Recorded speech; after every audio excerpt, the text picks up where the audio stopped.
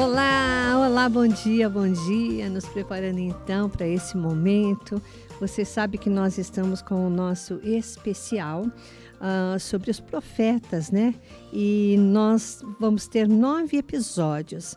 Então, hoje, quem participa conosco é a nossa grande amiga, né? Ela que está, assim, sempre com a nossa Rádio Imaculada, ela que já há tanto tempo participa conosco, que é a professora Dita, teóloga, e hoje com o tema o profeta Ezequiel. É isso, Dita, bom dia, querida. Ah, tá pronto, tá ok. Tá ok, ela está se preparando então.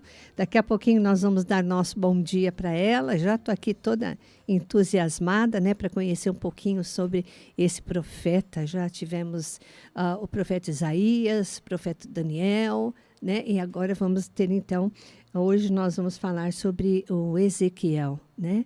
Conhecer um pouquinho sobre a história dele, sobre o exílio também dele lá na Babilônia, né? E tudo isso a Dita está trazendo para a gente nesse dia 18 de março, hoje. Participando conosco também, quero já dar aí minhas boas-vindas para ela, tá? Eu vou falar aqui rapidinho para você. Então, tá ok? Mais um pouquinho? Tá. Eu vou falar para você da Semana Santa. Olha, domingo de Ramos da Paixão, nós vamos ter missa às 7, às 10h30 e também às 17 horas. Com a bênção dos ramos, às 10h30, tá? Na quinta-feira, nós vamos ter a missa da ceia do Senhor, às 20 horas. Às 9 horas tem a missa crismal, né? Lá direto da Catedral do Carmo, com a bênção dos olhos. Sexta-feira, Paixão do Senhor, das 7 às 14, adoração ao Santíssimo. Das 8 às 12, confissão individual. Às 15 horas, adoração à Santa Cruz, indulgência plenária. Às 19 horas, a procissão do Senhor Morto, tá? A Vigília Pascal na Noite Santa, dia 30, sábado, às 20 horas. E domingo da Páscoa, na ressurreição do Senhor, missa às 7, 10h30 e 17 horas. Essa é a programação da Semana Santa do Oratório Imaculada Conceição e São Maximiliano Kolbe, com você, né? Preparando aí para essa grande festa cristã, que é a Páscoa do Senhor. Estamos juntinhos aqui pela nossa querida rede Imaculada de Comunicação. E estamos aqui também, né? Sempre agradecendo a você que é militante, a você que é colaboradora, a você que nos ajuda nessa obra com tanto carinho, viu? A gente aí não cansa de agradecer a você. Obrigada, mas obrigada mesmo pela tua doação, pela tua colaboração. Estamos sempre rezando, né, pela sua saúde, pelo seu trabalho, para que você possa sempre nos ajudar a evangelizar. Beijo muito carinhoso e as nossas orações a todos os milites.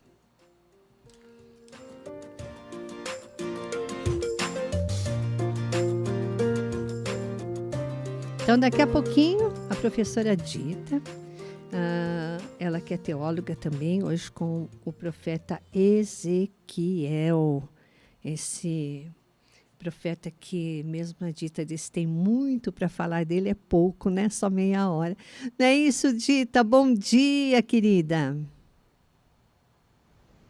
Bom dia a todos os ouvintes, né? E estão nos vendo também. E que a gente faça um programa assim que vá nos ajudar na nossa vida do dia a dia, porque o profeta viveu muitos anos atrás, todos os profetas, né? Mas a sua mensagem nos fortalece, nos ajuda no dia a dia. Certo. Então, vamos conhecer um pouco mais sobre o profeta Ezequiel. Pois é, eu gostaria, viu, Vera, que se alguém pudesse, que estivesse vendo a nossa entrevista, que tivesse sua Bíblia à mão e abrisse no profeta Ezequiel, porque alguns textos a gente vai ler e é importante que a pessoa acompanhe junto comigo, né? Certo. A primeira coisa que a gente pode pensar assim é o nome dele. Por que Ezequiel, né? Ezequiel, geralmente, nós sabemos, a maioria dos cristãos sabem, que o final de qualquer palavra que tem El quer dizer Deus, né? El para eles era Deus, no hebraico era Deus.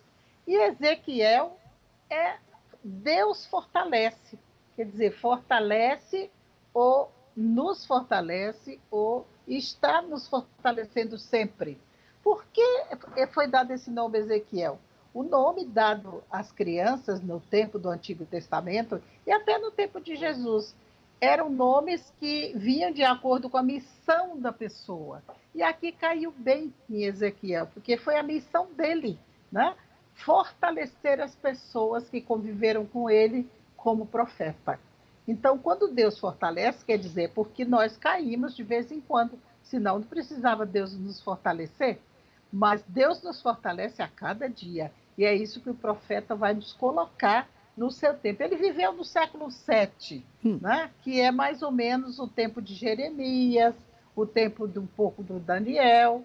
E nós sabemos que esses profetas, não só esse, mas todos os outros profetas, tanto maiores como menores, eles nos trazem uma mensagem de Deus da forma que precisamos ouvir. Até hoje, nas nossas celebrações, nas missas, nós ouvimos sempre um profeta, não é? Que seja profeta do Antigo, que seja profeta do Novo. Ele já inicia o seu livro, por isso que eu pedi para, se alguém puder ficar com sua Bíblia aberta em Ezequiel. Já no início, ele diz assim: no 30º ano do 5º do 4º mês, quando eu me encontrava entre os deportados. Quer dizer, ele foi um dos que foram exilados para a Babilônia. E ele era um profeta, além de profeta, ou seja, escolhido por Deus. Ele também era um sacerdote. E ele era um sacerdote do templo, do sul. Né? Ele viveu, foi criado ali em volta do templo. Ele descendia da família dos sacerdotes de Sadoc. Sadoc era uma grande linha de profetas na época de Ezequiel. Como eu disse, ele nasceu no século VII, talvez lá para o ano 622. A gente não tem certeza das datas na Bíblia. É claro que as datas na Bíblia são aproximadas, né? Mas aproximadamente em 622 até 570 foi o seu tempo de vida. E ele viveu sempre em Jerusalém, porque ele, como profeta, precisava muito que as pessoas o ouvissem. Por quê? Porque era uma época assim muito tumultuada em Jerusalém, principalmente no território de Judá, porque nós sabemos que a Palestina, no tempo do Antigo Testamento, o reino do norte era reinado, como a gente pode dizer, era conduzido por um rei e o sul por outro rei. Então ele viveu nesse tempo, quando o reino era dividido. Quando é que o reino foi dividido? Com a morte de Salomão. Porque no tempo de Saul, que foi o primeiro rei, depois veio Davi, o segundo rei, e o terceiro foi Salomão. Quando Salomão morre, isso mais ou menos lá no século VII também, o reino é dividido por causa da briga entre os irmãos, os herdeiros, todos queriam ser rei, como sempre acontece em todos os reinados, principalmente os que a gente conhece na Bíblia. Então, quando Salomão morre, esse reino é dividido. Fica o reino do norte, que é chamado Reino de Israel, e fica o reino do sul, que é conduzido por outro rei, que é chamado Reino de Judá. Então, esse foi o período de Ezequiel. Ele viveu nesse tumulto de reinos divididos, de pessoas do norte querendo vir para o sul, do sul querendo ir para o norte. Então, o tempo dele de profeta foi bem tumultuado.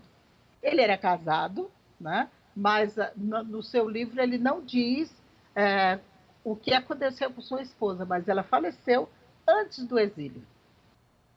Então, Ezequiel continua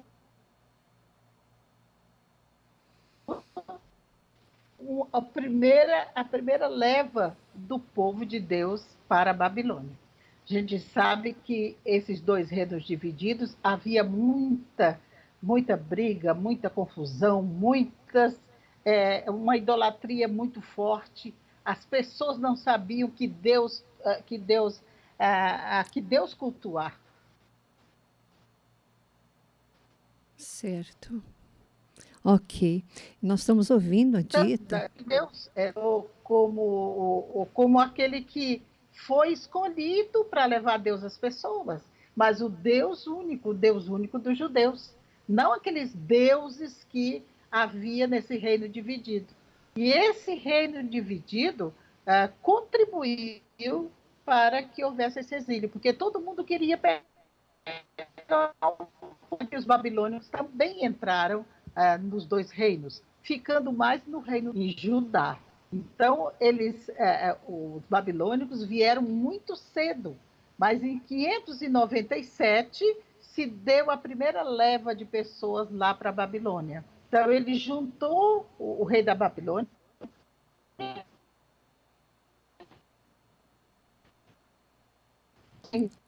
os artesãos, que fossem os profetas, que fossem aqueles grandes infelizmente está travando, né? É problema da internet. Você está me ouvindo? Está picotando. Tá cortando um pouco, né? Vamos seguir. Vamos seguir? Vamos. Bom, então, e ele foi com esse primeiro povo, né? 593, mais ou menos, e ele foi com a nata lá de Judá. 10 anos depois, ou 9 anos depois, como diz a Bíblia, eles retornam novamente a liderança da Babilônia e leva o resto do povo. Esse povo vai ser em 586 a.C. Aí ele leva todo o povo simples, o povo pobre, que era para ser os escravos, para ser as pessoas que trabalhavam nos serviços mais simples lá na Babilônia. Isso nós vamos olhar e presenciar e ver direitinho nos livros dos reis e no livro de crônicas. Lá nos conta direitinho como é que aconteceu essa reforma, essa ida do povo para a Babilônia. Então, quando a segunda leva vai para lá, Ezequiel já estava lá, fazendo o seu trabalho. O seu trabalho era juntar o povo, ensinar aquele povo, ajudar para que eles tivessem uma fé em Deus, um Deus único e verdadeiro, se juntassem com os judeus que tinham vindo para servir ao nosso Deus. Então, quando esse povo da segunda leva chega lá, é um trabalho muito mais difícil para Ezequiel, porque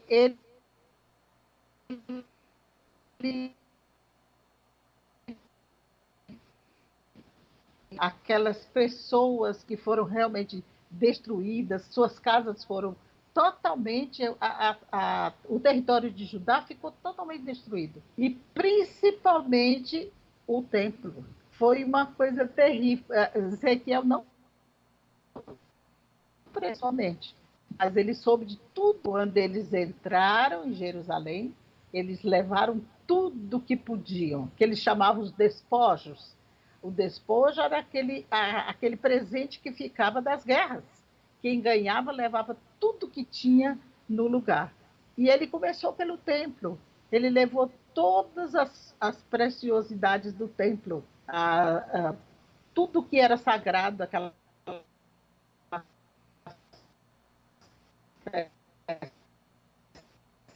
sagrado. Ele levou tudo. Dizem que foi levado para a Filistia, lá ficou com os filisteus muito tempo. Outros dizem que eles derreteram. Então, não se tem notícia correta, nem na Bíblia, nem na literatura da época, onde foi parar a Arca da Aliança. Mas foi aí que ela desapareceu, né? E eles destruíram tudo, destruíram as paredes, tudo que era precioso, eles levaram para a Babilônia. E levaram o povo junto. Ficou totalmente destruída Jerusalém, né? Então foi nesta época muito tumultuada, agora já na Babilônia, que Ezequiel começa um novo processo de trabalho. Ele começa a evangelizar o povo, a formar um Deus, um único e verdadeiro Deus de Abraão, Isaac e Jacó. Então, esse trabalho é muito difícil, porque como profeta e também como sacerdote, o seu trabalho era mais voltado para o templo, que não havia templo na Babilônia.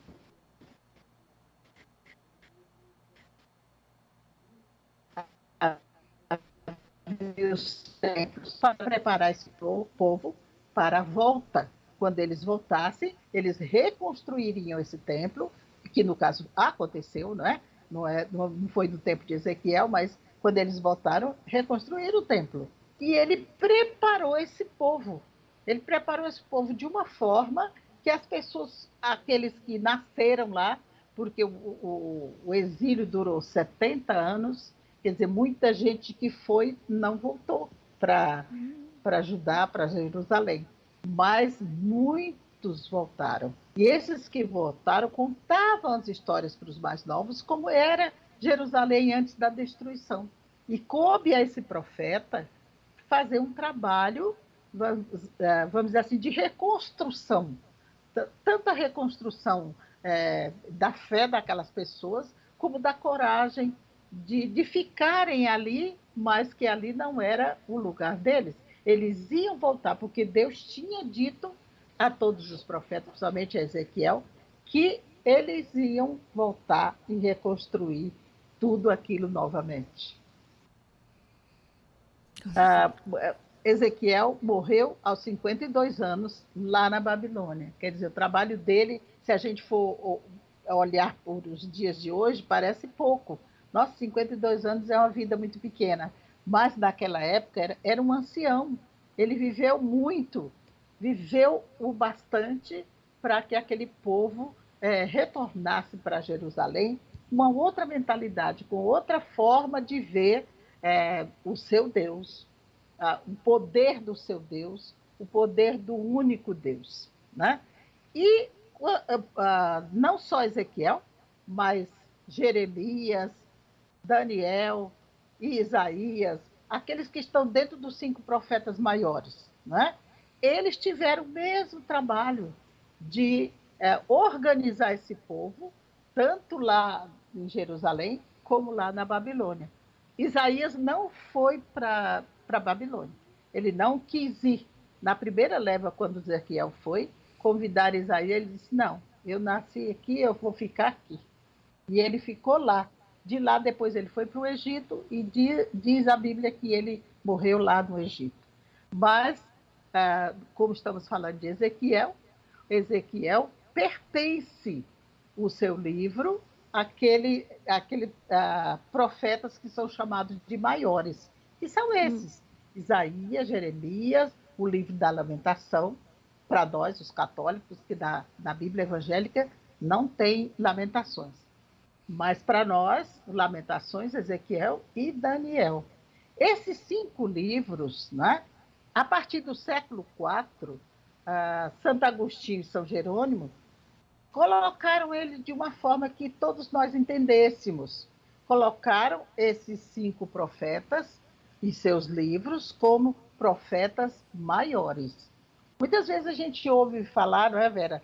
Profeta maior. Uhum. E a gente pensa um mundo de coisas. Uhum. Será que ele era mais alto? Será que ele era grande, era maior que o outro? Uhum. Não. Apenas os seus livros eram extensos, né? Os seus livros são maiores. Os outros profetas têm livros de profeta que tem 2 páginas da Bíblia, né? Mas os profetas Isaías, Jeremias, Lamentação, Ezequiel e Daniel são imensos, né? O livro de Ezequiel tem 44 capítulos, então é muito grande. Cada capítulo, 48 capítulos, eu acho, se não me engano. Estou aqui com a minha Bíblia, acho que 48 capítulos que tem Ezequiel. E ele é 48. é um livro longo, e cada capítulo são imensas as mensagens deles, os oráculos. A lembrar, a palavra oráculo quer dizer resposta de Deus, né? A palavra assim que a gente não ouve muito, oráculo, é até bonita, mas a gente não costuma ouvir muito essa palavra. Mas no livro de Ezequiel tem muito oráculo do Senhor, não é? Oráculo é a resposta de Deus.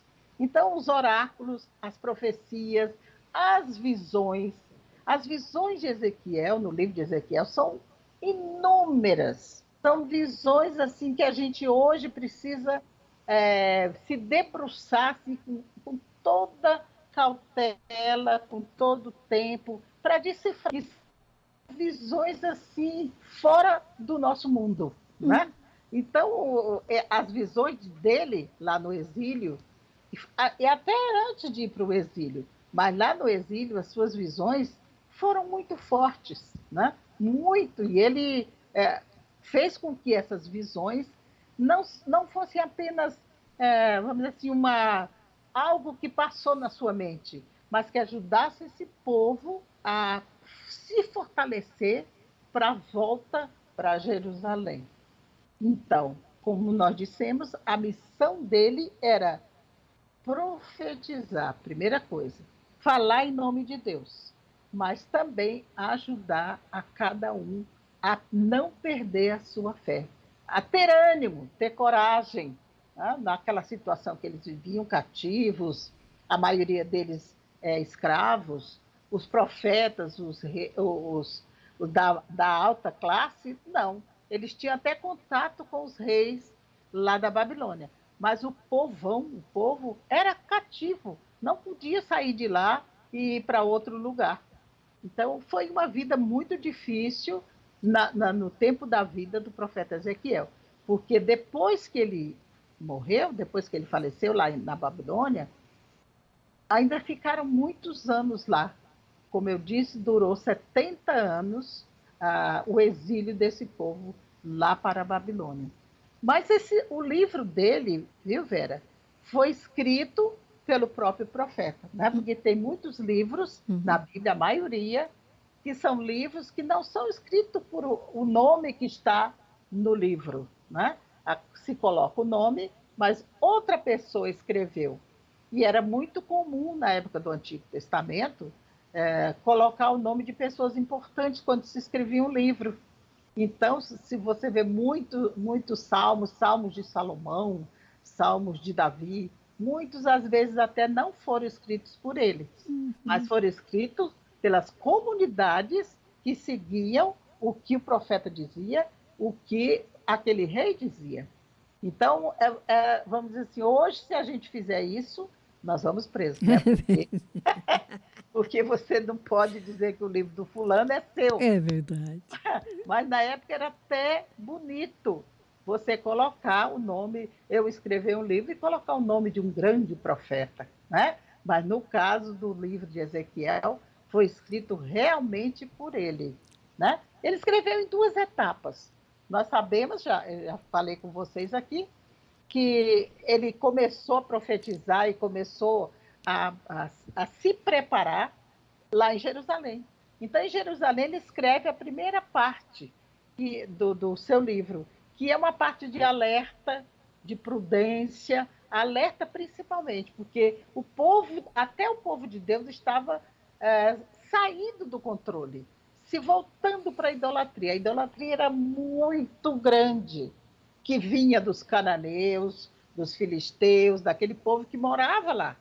Os egípcios, tinha pessoas, os assírios, tinha pessoas de todos os lugares que vinham para lá e traziam os seus deuses.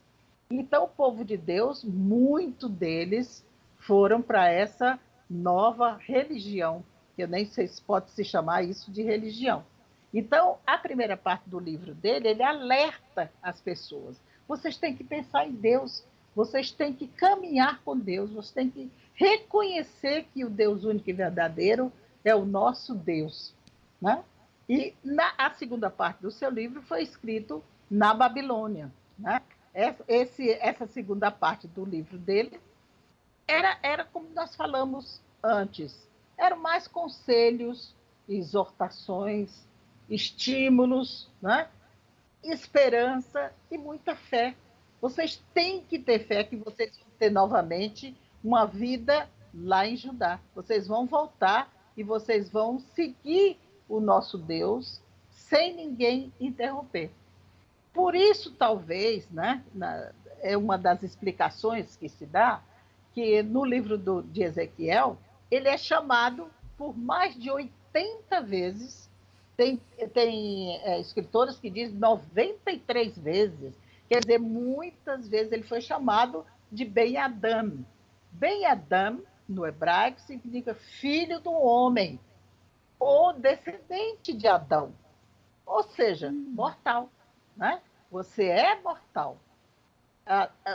Todos nós somos mortais, esse título, filho do homem. E quem não se lembra que Jesus falou tanto que ele era filho do homem, né? Ele se identificou muitas vezes como filho do homem. Por quê? Porque Jesus Cristo era 100% homem, 100% Deus. Então ele diz, eu, filho do homem, e isso vem dos profetas. Os outros profetas também falam, só que bem menos do que Ezequiel, que fala mais de 80 vezes, né? Que ele é filho do homem. Ou seja, todos somos mortais. Só Deus é poderoso e imortal, né? Então, esse livro, dessa forma, foi dedicado aos judeus. Totalmente dedicado o livro de Ezequiel aos judeus. Tanto àqueles que ficaram, como aqueles que foram em duas levas para a Babilônia. A todos esse povo é dedicado o livro do profeta Samuel, do profeta Ezequiel, desculpa. As duas partes do livro, se você quiser anotar, é muito importante, viu, ouvinte? É importante para você saber como entender o livro do profeta. A primeira parte ele vai do capítulo 1 até o capítulo 24. E ele fala mais aqui dos oráculos, que eu disse para vocês que oráculo quer dizer resposta de Deus. Ele fala também muito dos julgamentos, né, contra o povo de Israel e o povo de Judá. Tanto o povo do norte quanto o povo do sul vivia em perfeita e comunhão idolátrica, né? Então ele faz julgamento desse povo, diz, olha, se vocês não mudarem, se vocês não buscarem o Deus de Abraão, Isaque e Jacó, o nosso Deus único, vocês perecerão. E do 25 até o 48, os capítulos 25 ao 48, ele dedicou, em maior parte, aos exilados. Por quê? Porque eram palavras de encorajamento, palavras de esperança, palavras de fé. Então ele diz, vocês estão aqui há muitas décadas, mas vocês vão voltar e vocês serão novamente, terá novo templo. Ele fala do templo, ele falou da reconstrução do templo ainda lá em Judá, ele falou isso. Todo mundo deu risada, porque o templo era imenso, ninguém conseguiria derrubar aquele templo. E ele dizia, olha, o templo vai ser derrubado, mas Deus vai reconstruir. Então, há muitos oráculos do profeta Ezequiel e muitas visões, o povo não entendia e até ria dele. Né? Uma coisa interessante também, que a gente, quando for ler o livro de Ezequiel, gostaria que vocês lessem depois, que nos oráculos dele é bem diferente o final que Deus fala do que os oráculos dos outros profetas. Todos os outros profetas, quando termina o seu oráculo, ele diz palavras de Javé, ou palavras do Senhor. E isso a gente fala na missa, quando lê um texto do Antigo Testamento, não é a primeira leitura? Verdade, verdade. Quando a gente lê a primeira leitura, diz palavras do Senhor. Então, quase todos os profetas falam assim, quando diz um oráculo. Quer dizer, quando Deus lhe fala, e ele diz essa fala para o povo, ele diz, não são minhas palavras, viu, gente? Palavras do Senhor. E Ezequiel usa diferente, ele usa o termo, saberão que eu sou o Senhor. Olha que bonito. Ele acrescenta um pouco. Então, dos oráculos dele, no final ele diz: então vocês saberão que eu sou o Senhor. Diz o final do oráculo dele, né? Que Eu lindo. gostaria que a gente abrisse, não sei o nosso tempo, mas eu Acabou. gostaria de... Acabou. Acabou. Ai, eu ia ver aqui a visão mais linda dele, que é do Ah, carro divino, né? A visão dos ossos secos. Tem outras visões maravilhosas que a gente tem que ler e entender que são. Ele mostra a presença de Deus em cada lugar daquele que ele está falando. Então, que pena a gente outro dia, vamos quando a dar gente tiver continuidade. mais Você tempo, falou que era muita coisa mesmo, né? Você tinha me muito. dito, é As muita visões coisa, dele Vera, para são meia maravilhosas. hora. Mas, Dita, olha, o que você nos disse, sim, já foi maravilhoso sobre ele. Esperamos aí dar continuidade com essas visões que eu também fiquei muito curiosa para saber. Mas eu te agradeço de coração por nos ter mostrado aí, né, o profeta Ezequiel. Agradecemos a sua disponibilidade. Gostaríamos que você deixasse a sua rede social também para a gente te acompanhar, por favor. Eu estou no Dita Teologia, do YouTube, é a minha página do YouTube. E as minhas redes sociais eu trabalho mais, porque eu trabalho com o povo também, como você disse, trabalho com o meu povo das comunidades, então eu trabalho mais no WhatsApp. Eu posso Entendi. deixar aqui o meu número do WhatsApp, né? Que é DDD 11, eu ainda tenho 11, né? Moro no interior, 12, mas o meu ainda é 11. 11 994 65 33 50, né? Que bom.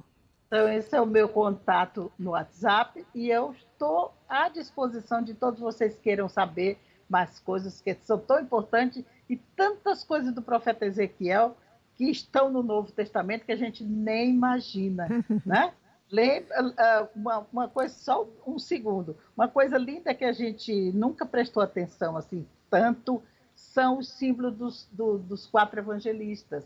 Isso vem do profeta Ezequiel, Ah, né? uhum. Então são lindos isso aí. Os 4 significados. Mateus é o homem, né? Lucas é o leão, Marcos, deixa eu ver aqui na Bíblia, até abrir aqui para a gente ler junto, né? A figura humana é Mateus, o touro é Lucas, a águia é João, né? E o leão é Marcos. Então, esses símbolos dos profetas, dos evangelistas, foi tirado por São João no Apocalipse, lá no Apocalipse 1:4, lá de profeta Ezequiel. Que Então, são coisas lindo. lindas que a gente poderia falar dele ainda, mas a gente deixa para uma outra ocasião. Né? Eu te E leia o livro agradeço. do profeta, que é simples, é fácil de entender. Muito obrigada, Dita, pela sua disponibilidade. Agradecemos de coração por conhecer um pouco mais sobre o profeta. E fica aqui uma próxima oportunidade, se Deus quiser, para falar um pouquinho mais sobre Ezequiel. Se Deus quiser, aí voltaremos uma hora para continuar com o profeta Ezequiel, porque ele é muito, como eu disse, ele é riquíssimo da sua presença de Deus e da sua forma de ensinar as pessoas que estavam um pouco afastadas de Deus. E isso é bem comum nos nossos tempos hoje. Né? Verdade, Muito verdade. obrigada Eu que a todos. agradeço, querida. Até a próxima. Se Deus quiser. Nós vamos a um pequeno intervalo, mas voltamos já já. Bom dia, amigos!